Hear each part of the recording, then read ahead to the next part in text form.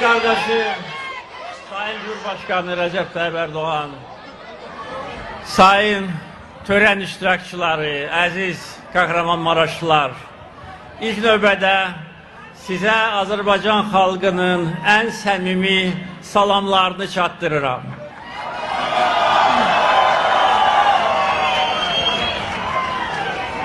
...6 Şubat 2023-cü ildəki dəhşətli deprem nəticəsində həlak olmuş, həyatını itirmiş bütün bacı qardaşlarımıza Allah'tan bir daha rəhmət dilirəm. Azərbaycan xalqı bu faciəni öz faciəsi kimi qəbul etdi.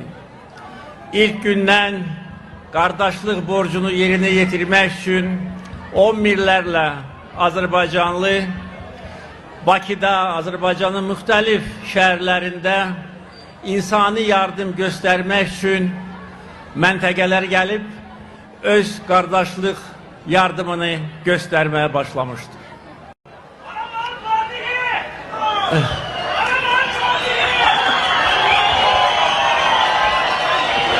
Qarabağ məsələsində də qeyd etdiyiniz kimi biz omuz omuza əziz qardaşım Sayın Cumhurbaşkanı Recep Tayyip Erdoğan'la savaşın ilk günündən bir yerdəydik.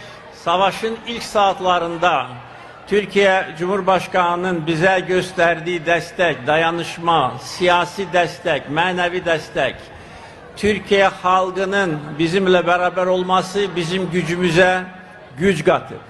Ve biz tarihi ədaleti bərpa etdik ve bugün Azərbaycan xalqı öz əzəli torpağında rahat ve təhlükəsizlik şəraitində yaşayır.